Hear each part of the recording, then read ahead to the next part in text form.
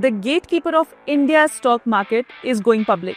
जी हाँ, NSDL जो डीमैटेरियलाइजेशन का असली जायंट है, फाइनली अपना IPO लॉन्च कर रहा है। आप अगर ये वीडियो देख रहे हैं तो मैं मान के चलती हूँ कि आपने अपनी लाइफ में किसी भी कंपनी के शेयर्स खरीदे तो होंगे ही, है कि नहीं? वेल, चांसेस है कि उन शेयर्स को NSDL ने आपके लिए संभाल के एकदम सेफ तरीके से रखे हैं। अब जब ऐसी कंपनी जो एक रेगुलेटेड डुओपोली स्पेस में ऑपरेट करती है और रिटेल पब्लिक को एक rare high margin tech based financial infrastructure opportunity में पार्टिसिपेट करने का मौका दे रही है अपने खुद के शेयर्स ऑफर करके, तो जाहिर सी बात है मार्केट में इसको लेकर हलचल तो मचनी ही थी।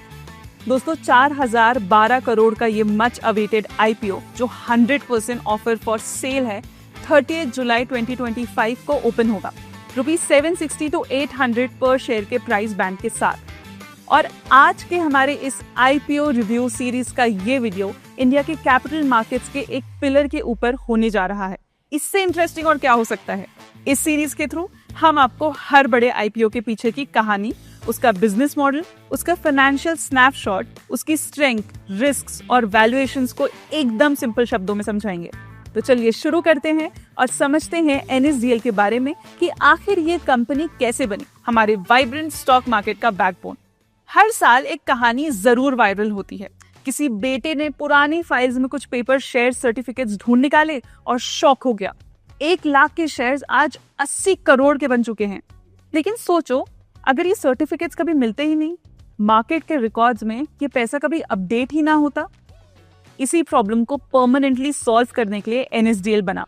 1996 में IDBI, NSE और HDFC बैंक के सपोर्ट से लॉन्च हुआ NSDL, इंडिया का पहला सिक्योरिटीज डिपॉजिटरी और आज दुनिया के लार्जेस्ट डिपॉजिटरीज में से एक। NSDL का काम शेयर्स और फाइनेंशियल सिक्योरिटीज को डिजिटली स्टोर करना बिना कागज के झंझट के। मान लीजिए ये एक वॉल्ट है जहां तुम्हारे shares, bonds, mutual funds, REITs, SGBs, even municipal debt तक सेफ हैं। समझो NSDL एक डिजिटल बैंक है, लेकिन पैसा नहीं, तुम्हारे इन्वेस्टमेंट्स रखता है। लेकिन NSDL डायरेक्टली पब्लिक से डील नहीं करता, इसलिए एंटर होता है डिपॉजिटरी पार्टिसिपेंट यानी DP। सोचो, NSDL एक हेड ऑफिस है, लेकिन अकाउंट खोलने के लिए आपको ब्रांच जाना पड़ता है। वो ब्रांच होती है आपकी बैंक या ब्रोकर, जैसे angel one, HDFC securities, ICICI direct. आप जो डीमैट अकाउंट खोलते हो वो DP के थ्रू NSDL के सिस्टम से लिंक होता है। आप शेयर्स बाय सेल करते हो, NSDL उसका डिजिटल रिकॉर्ड रखता है, अलॉटमेंट से लेकर ओनरशिप ट्रांसफर तक। यही नहीं, NSDL हैंडल करता है dematerialisation, trade settlement, share pledge, off market transfers और डिविडेंड या बोनस जैसे कॉर्पोरेट एक्शंस भी। ऊपर से ई-वोटिंग और कंसोलिडेटेड अकाउंट स्टेटमेंट जैसे वैल्यू एडेड सर्विसेज भी प्रोवाइड करता है। आज के सीमलेस स्टॉक मार्केट एक्सपीरियंस के पीछे जो इनविजिबल इंजन है वो हमारी डिपॉजिटरीज है और उसमें NSDL एक की रोल प्ले करता है। मार्केट इंफ्रास्ट्रक्चर बनाने से लेकर नए डिजिटल प्रोडक्ट्स डेवलप करने तक NSDL हर जगह सेंट्रल रोल में है। इस पॉइंट को सब्सटैंशिएट करने के लिए मैं आपको कुछ फैक्ट्स बताती हूँ। मार्च 2025 तक 4 करोड़ डीमैट अकाउंट्स और 51 lakh crore worth securities NSDL के वॉल्ट में स्टोर है। और दूसरा ये कि NSDL कोई छोटा प्लेयर नहीं है। पूरे मार्केट का close to 85% of total securities in terms of numbers and values का शेयर उसके पास है। सो अगर तुम स्टॉक मार्केट का नाम लेते हो तो NSDL का रोल उसके DNA के बराबर है। चलिए अब समझते हैं NSDL का बिजनेस मॉडल। काफी स्ट्रेट फॉरवर्ड है, लेकिन स्केल और ट्रस्ट के दम पर काफी पावरफुल भी। NSDL अपनी कोर डिपॉजिटरी सर्विसेज से रिकरिंग इनकम कमाता है। सबसे पहले आता है कस्टडी फीस। इसका मतलब जब कोई कंपनी या इंस्टीट्यूशन शेयर्स या बॉन्ड्स इशू करती है, NSDL उनसे कस्टडी फीस चार्ज करता है, बेसिकली उनके सिक्योरिटीज को सेफ कस्टडी में रखने का चार्ज। दूसरा है रेवेन्यू सोर्स, मतलब एनुअल मेंटेनेंस फीस। ये NSDL अपने डिपॉजिटरी पार्टिसिपेंट से चार्ज करता है उन कॉर्पोरेट अकाउंट्स के लिए जो इनके प्लेटफॉर्म पर ऑपरेट होते हैं। हर अकाउंट के लिए एक फिक्स चार्ज होता है, लेकिन प्रो राटा बेसिस पर, यानी अकाउंट कब खोला गया है उसके हिसाब से कैलकुलेट होता है। तीसरा रेवेन्यू स्ट्रीम है ट्रांजैक्शन फीस। हर ट्रांजैक्शन के लिए NSDL DPs और इशुअर से एक फी चार्ज करता है। साथ ही वो उन इशुअर्स के थ्रू ई-वोटिंग फीस लेवाई करती है। तो जितने ज्यादा अकाउंट्स, जितनी ज्यादा ट्रांजैक्शंस, उतनी ज्यादा प्रेडिक्टेबल रेवेन्यू। लेकिन NSDL का काम सिर्फ डीमैट अकाउंट्स तक लिमिटेड नहीं है। अपने टेक इंफ्रास्ट्रक्चर के दम पे NSDL ने काफी सारे वैल्यू एडेड सर्विसेज लॉन्च किए हैं जो उनके 2 की सब्सिडरीज के थ्रू आती हैं। पहला है NDML यानी NSDL डेटाबेस मैनेजमेंट लिमिटेड। ये KYC, ई-वोटिंग, कंप्लायंस और डिजिटल रिकॉर्ड सर्विसेज हैंडल करता है। FY25 में NSDL के टोटल रेवेन्यू के करीब 6% यहीं से आया। दूसरा और सबसे इंटरेस्टिंग सब्सिडरी है NPBL यानी NSDL पेमेंट्स बैंक लिमिटेड। ये अक्टूबर 2018 में लॉन्च हुई थी और FY25 में NSDL के कंसोलिडेटेड रेवेन्यू का 51% इसकी एक बिजनेस से आया था। NPBL का फोकस है फाइनेंशियल इंक्लूजन यानी उन लोगों तक डिजिटल बैंकिंग पहुंचाना जो रिमोट एरियाज में है, जिनके पास एक्सेस नहीं है मेन स्ट्रीम बैंकिंग का। ये B2B2C मॉडल पे काम करता है, बिजनेस के थ्रू एंड कस्टमर्स तक रीच करता है।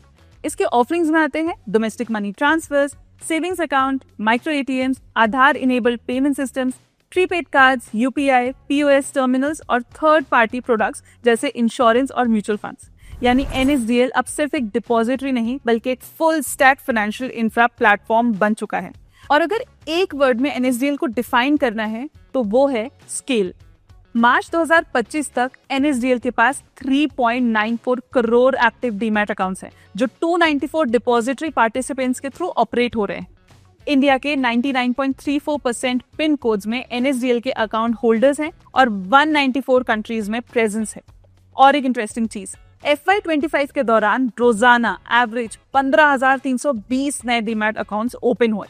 एक साल में 33,758 नए इशुअर्स रजिस्टर हुए और टोटल इशुअर्स की संख्या 46,000 से बढ़कर 79,773 हो गई। है ना इंटरेस्टिंग? लेकिन उससे भी इंटरेस्टिंग इनसाइट NSDL के मार्केट डोमिनेंस से आता है। फॉरेन पोर्टफोलियो इन्वेस्टर्स के लगभग सारे सिक्योरिटीज, इक्विटी, डेट और दूसरे फाइनेंशियल इंस्ट्रूमेंट्स NSDL के पास कस्टडी में है।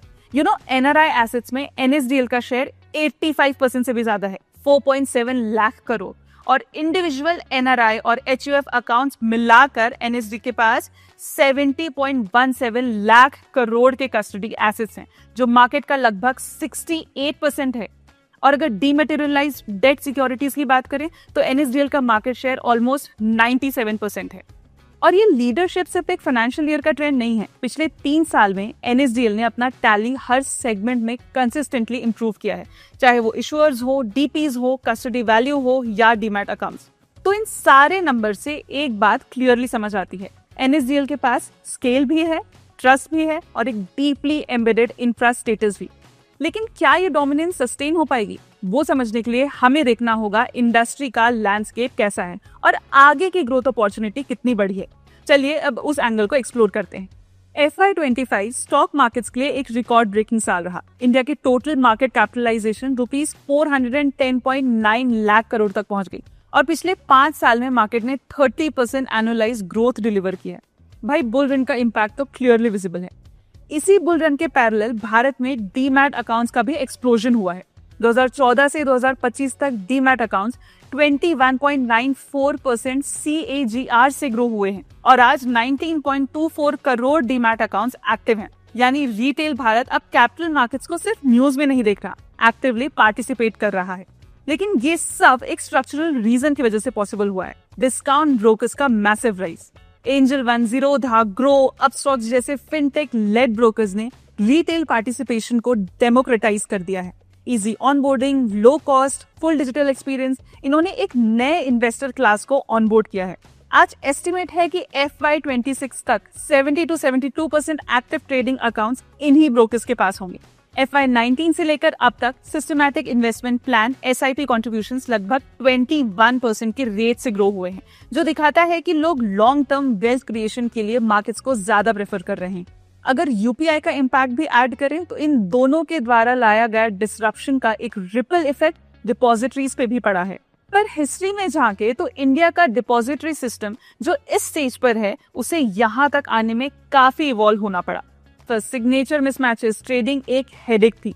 NSDL और CDSL के आने से डीमैट अकाउंट ने पूरी मार्केट को डिजिटाइज करके प्रेजेंटली T+1 और T+0 सेटलमेंट तक ले आए। मतलब T+14 से T+0 तक आ गए हैं हम। अगर हम NSDL और CDSL के मॉडल्स की बात कर ही रहे हैं तो दोनों ही कंपनी ऑब्वियसली काफी सिमिलर है। दोनों ही सिक्योरिटीज को डिजिटल फॉर्मेट में सेफ रखते हैं, लेकिन उनका बिजनेस मॉडल, मार्केट रीच और क्लाइंट बेस फंडामेंटली बहुत अलग है। NSDL को 1996 में NSE, IDBI जैसे बड़े इंस्टीट्यूशन ने बनाया था, तो नेचुरली इसका फोकस हमेशा से लार्ज कॉर्पोरेट्स और इंस्टीट्यूशनल इन्वेस्टर्स पर रहा है। आज भी NSDL के DPs में मेजरली बड़े बैंक्स और फाइनेंशियल इंस्टीट्यूशंस डोमिनेट करते हैं। वहीं CDSL 1999 में BSE के इनिशिएटिव पर आया और इसने अपना मॉडल रिटेल इन्वेस्टर्स और डिस्काउंट ब्रोकर्स के लिए टेलर किया। Angel one, Zerodha, grow, Upstox जैसे फिनटेक्स मोस्टली CDSL के साथ इंटीग्रेटेड हैं, क्योंकि CDSL के चार्जेस और कंप्लायंस नॉर्म्स NSDL के कंपैरिजन में ज्यादा कॉस्ट एफिशिएंट है। सिंपल शब्दों में आप NSDL को मान सकते हो एक प्रीमियम इंस्टीट्यूशन हेवी प्लेटफॉर्म और CDSL एक volume driven retail focus player. और इसी डिफरेंस इन बिजनेस मॉडल और टारगेट ऑडियंस का इम्पैक्ट क्लियरली दिखता है ग्रोथ डेटा में। 2017 से 2025 तक NSDL के इशुअर्स 17,835 से 79,773 तक बढ़े, मतलब 20.6% CAGR।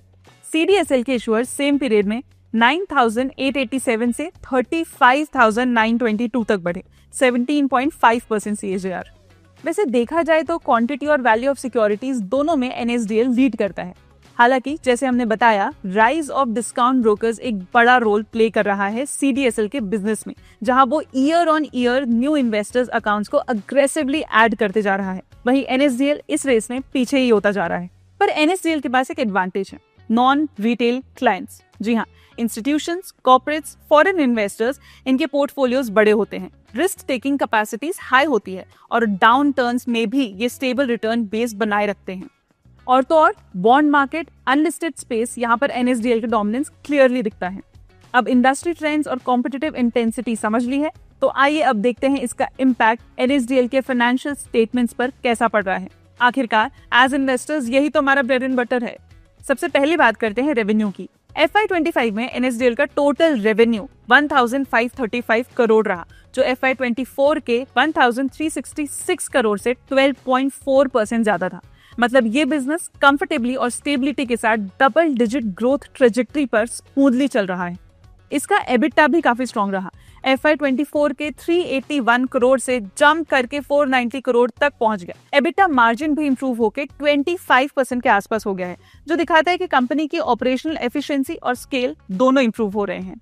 CSDL के कंपैरिजन में ये रिलेटिवली कम है, एज जैसे कि हमने आपको बताया NSDL का डिपॉजिटरी सर्विसेज से केवल 43.5% आता है और दूसरी तरफ CSDL का ऑलमोस्ट 75% डिपॉजिटरी सर्विसेज से आता है। गिवन दैट उनका लगभग 57% रेवेन्यू लो मार्जिन NTBL और NDML से आता है। ये कंसोलिडेटेड लेवल पर उनके मार्जिन को कंप्रेस कर देता है। नेट प्रॉफिट मतलब पैट का नंबर और भी इंप्रेसिव है। FY24 के 275 करोड़ से बढ़कर 343 करोड़ तक, लगभग 24.7% ग्रोथ। नेट प्रॉफिट मार्जिन भी 20% से ऊपर चला गया है, जो एक हेल्दी प्रॉफिटेबिलिटी और कॉम्पिटिटिव एडवांटेज की ओर सिग्नल करता है। अब बैलेंस शीट की बात करें तो NSDL एक एसेट लाइट और लो डेट मॉडल पर चलती है। कोई मेजर लॉन्ग टर्म डेट नहीं है।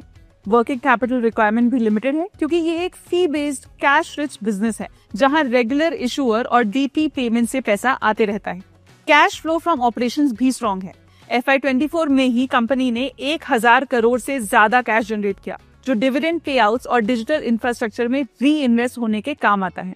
कैपेक्स का focus primary technology upgrades, cyber security और कंप्लायंस पर है। कंपनी के हाई ऑपरेटिंग लेवरेज की वजह से फ्री कैश फ्लो पर कोई मेजर प्रेशर नहीं पड़ता और जो भी कैपेक्स होता है वो अपने इंटरनल एक्रूवल से फंड होता है। ये सारे फैक्टर्स मिलकर NSDL को एक high margin cash generating machine बना देते हैं, जो उन्हें IPO के लिए एक अट्रैक्टिव प्रपोजिशन की तरह प्रेजेंट करता है। लास्टली इसका रिफ्लेक्शन हमें उनके रिटर्न रेशियोज में भी देखने को मिलता है, जहां कंपनी का रिटर्न ऑन इक्विटी FY24 में एक ब्रीफ ब्लिप के बाद रिकवर होके 17.11% तक आ गया है, जो कि काफी हेल्दी है। बट क्या ये सस्टेनेबल है लॉन्ग टर्म में, और नेक्स्ट लीवर ऑफ ग्रोथ कहां से आएगा? वेल, आइए जानते हैं NSDL की कुछ स्ट्रेंथ्स एंड ग्रोथ ड्राइवर्स। सबसे पहला स्ट्रेंथ ये है कि NSDL इंडिया का लीडिंग डिपॉजिटरी है इंस्टीट्यूशंस के लिए। मार्च 2025 तक ये सबसे ज्यादा इशुअर्स, एक्टिव इंस्ट्रूमेंट्स और एसेट्स अंडर कस्टडी हैंडल कर रहा है और 65,000 से ज्यादा DP सर्विस सेंटर्स के नेटवर्क के थ्रू हर कोने तक पहुंच बनाए हुए हैं। दूसरा, NSDL का रेवेन्यू हाई विजिबिलिटी और रेकरिंग है। कस्टडी फीस और पार्टिसिपेंट फीस मार्केट साइकिल से लार्जली इंडिपेंडेंट है और FY25 में 2613 करोड़ रेकरिंग रेवेन्यू सिर्फ कोर डिपॉजिटरी बिजनेस से आया, मतलब टोटल रेकरिंग रेवेन्यू का 87%। Strength, sticky business model. तीसरा, स्विचिंग कॉस्ट बहुत हाई है। एक बार कोई इंस्टीट्यूशन NSDL के इकोसिस्टम में आ गया तो माइग्रेट करना कॉस्टली और टाइम कंज्यूमिंग है। साथ ही ट्रांजैक्शन वॉल्यूम्स बढ़ने पर मार्जिन्स प्रोपोर्शनेट कॉस्ट से ज्यादा इंप्रूव होते हैं, thanks to strong operating leverage. और ग्रोथ ड्राइवर्स, पहली बात, इंडिया में डीमैट पेनिट्रेशन अभी सिर्फ 13% है। FY14 के 2.1 करोड़ अकाउंट से बढ़कर FY25 में 19.2 करोड़ तक का जंप हुआ है। लेकिन हाँ, ये बात तो क्लियर है कि स्कोप अभी भी बहुत ज्यादा है। सेकेंडली, कंपनीज का ट्रस्ट। FY17 में जहां 17,800 इशुअर्स थे, आज 79,000 प्लस हो गए हैं। NSDL ने इंस्टीट्यूशनल सेगमेंट में तेजी से एक्सपेंशन किया है। भाई, टेक्नोलॉजी पर भी फुल फोकस है। DPs को API स्टैक्स, सिक्योर इंफ्रास्ट्रक्चर और ट्रेनिंग प्रोग्राम्स दिए जा रहे हैं ताकि उनका बिजनेस ग्रो हो और NSDL का फुटप्रिंट और मजबूत हो। अब Tier 3-4 सिटीज में अग्रेसिव एक्सपेंशन हो रहा है, जहां नए रिटेल बेस इमर्ज हो रहे हैं। फाइनली, NSDL अपने सब्सिडरीज के थ्रू डाइवर्सिफाई कर रहा है। NDML ई गवर्नेंस और SEZ प्रोजेक्ट्स हैंडल करता है और NSDL payments bank digital inclusion solutions जैसे AEPS, UPI और इंश्योरेंस डिस्ट्रीब्यूशंस प्रोवाइड करता है। सिंपली पुट, NSDL एक टेक पावर्ड फाइनेंशियल बैकबोन है जो स्केल, स्टेबिलिटी और स्टिकी क्लाइंट रिलेशनशिप्स पे बिल्ड है। वो तैयार है इंडिया के डिजिटल फाइनेंस रेवोल्यूशन का नेक्स्ट फेज लीड करने के लिए। लेकिन जब हम इन्वेस्ट करते हैं तो हमें स्ट्रेंथ्स पर जितना फोकस करना है, उससे ज्यादा रिस्क्स और चैलेंजेस पर भी करना है, करेक्ट? NSDL का पूरा बिजनेस टेक्नोलॉजी पर डिपेंडेंट है। अगर एक दिन के लिए भी IT सिस्टम्स डाउन हुए, चाहे ग्लिच हो या साइबर अटैक, तो ट्रेड सेटलमेंट, शेयर ट्रांसफर सब रुक जाएगा, इन्वेस्टर ट्रस्ट हिलेगा और रेगुलेटरी पेनल्टीज भी अलग लग सकती हैं। NSDL के IT सिस्टम्स पे पहले भी क्वेश्चंस उठे हैं, जिसके चलते सेबी ने पेनल्टी भी लगाई थी।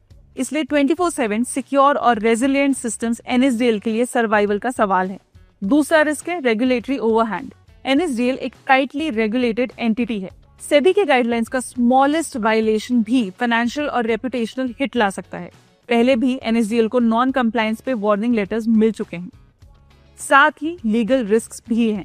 टैक्स और क्रिमिनल लिटिगेशंस पेंडिंग हैं, जिनका नेगेटिव जजमेंट प्रॉफिटेबिलिटी और इमेज दोनों को हर्ट कर सकता है। साथ ही NSDL के सामने एक और चैलेंज भी है। रिटेल सेगमेंट में NSDL की ग्रोथ सिग्निफिकेंटली पीछे रह गई है। FY25 में CDSL ने 3.8 करोड़ न्यू अकाउंट्स ऐड किए, NSDL ने सिर्फ 37 लाख, क्योंकि फिनटेक ब्रोकर्स ने लार्जली CDSL को प्रेफर किया है। NSDL इस सेगमेंट में मार्केट शेयर हार रहा है। एक और कंसर्न है, NSDL का 30% के आसपास ऑपरेटिंग रेवेन्यू ट्रांजैक्शन फीस से आता है। मार्केट स्लो हुआ, ट्रेडिंग एक्टिविटी गिरी, तो ये रेवेन्यू लाइन सबसे पहले इंपैक्ट होगा। बिजनेस सिक्लिकल सेंसिटिविटी से इंसुलेटेड नहीं है।